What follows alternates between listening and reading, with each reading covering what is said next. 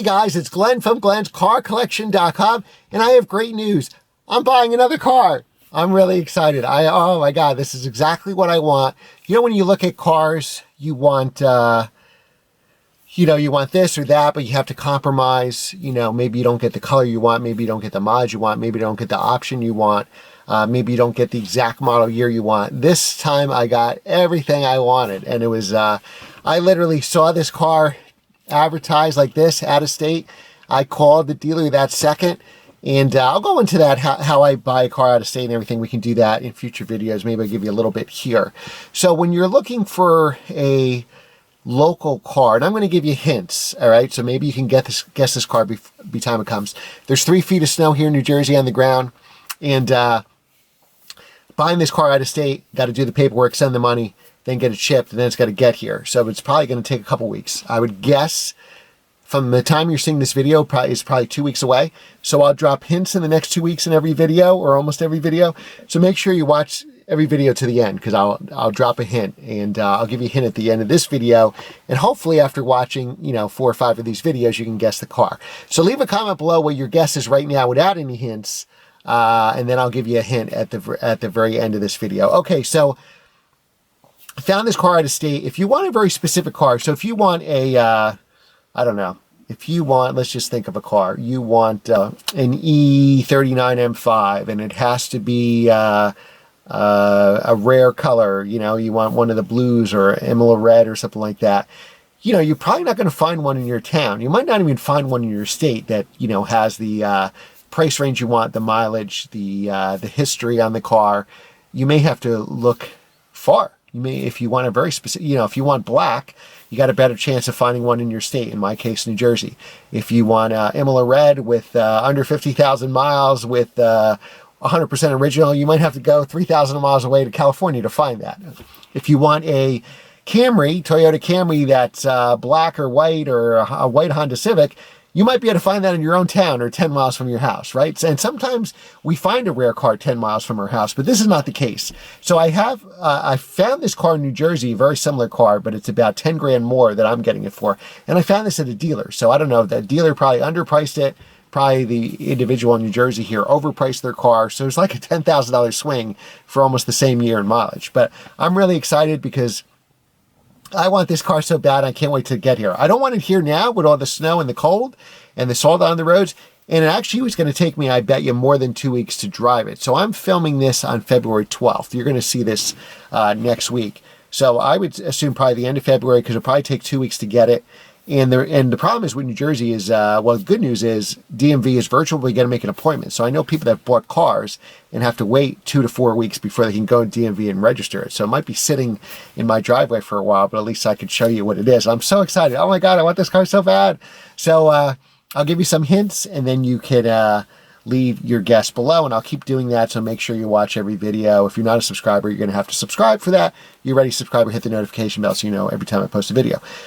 So when I buy a car out of state, I try to do FaceTime calls, okay? Especially for a specific car.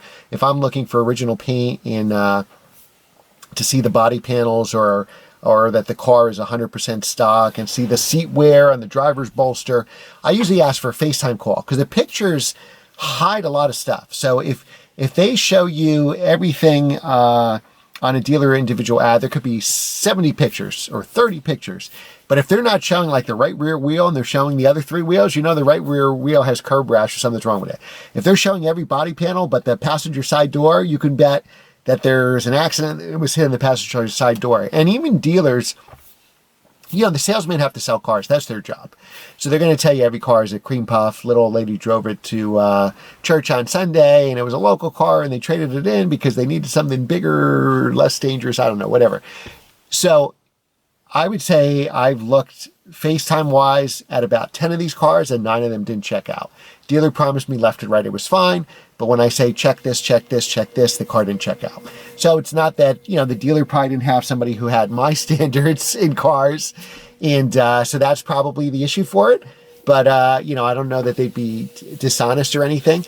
But this dealer I found seems like a really straight up dealer. I've talked to the general manager a bunch of times. I just sent them my information.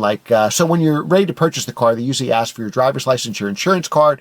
Then they'll fill out the paperwork, get everything in writing, obviously before you sign on the dotted line. And if you're going to ship the car, make sure you tell them that, because they're going to want that car sold, and you don't necessarily have to pick it up. So what I'll have to do is I'll have to pay for it, wire them the money, and then tell them, look, auto transportation truck's going to come in the next week or so. And then you put that company in touch with them directly, and hopefully they can coordinate things, and hopefully stuff goes smoothly.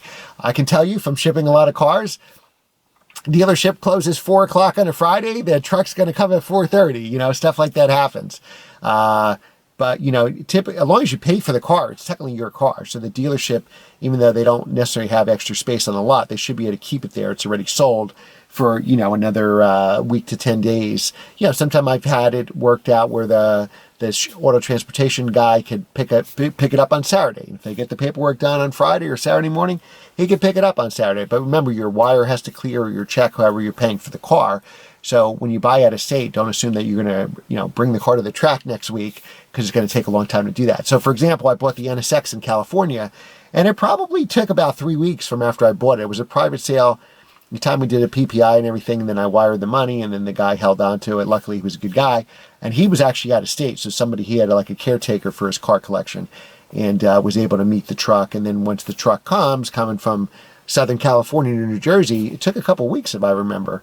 So, and always you want to do your homework on that transportation company, because you want to make sure it's enclosed all the time. So I only use people that I've either used before or recommended, that my friends have used and had successful transactions. So I almost always, I think only once I didn't do enclosed. I almost always do enclosed. And you just got to make sure it's enclosed the whole time. So if you're paying enclosed rates, and they're probably about a double open rates from California to New Jersey, you don't necessarily want to use a broker that's going to give you, it's going to be dropped off 5 different places.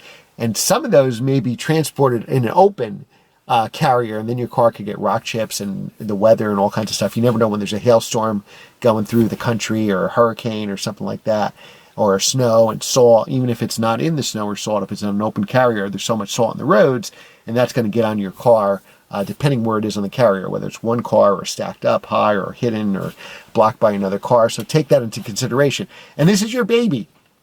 If you have to pay an extra $500 or $1,000 to get your baby here perfectly, do that.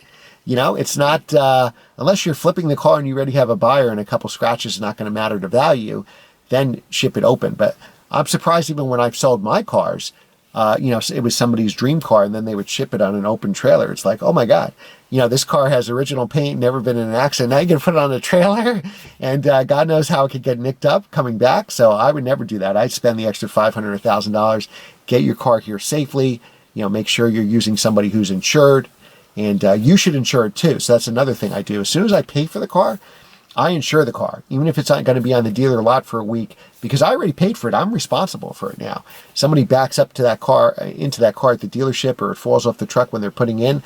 Hopefully they have insurance that covers it. But if they don't, shame on me. I should have my insurance. I mean, insurance is a couple dollars a day. New Jersey has the highest car insurance, I think, in the United States. So if it costs $1,000 or $2,000 or $3,000 to insure your car, the day rate isn't that much. So if I have to put an insurance on it 2 weeks earlier before I get it, I'm definitely going to do that.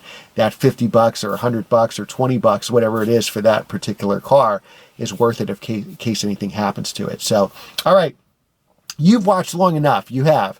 So now I'm going to give you a hint for this car. So we'll do a bunch of hints. I guess we got to do at least 5. And I think after you get 5, you should at least be able to narrow it down to like 1, 2, or 3 cars. So remember, you're going to guess below. You're going to tell me what you think the car is. So this is just your first guess. It's just for fun. So if you're way off, that's fine. But if you can hit it on the first guess with just one clue, that would be amazing. So I'll give you kind of general clues in the beginning.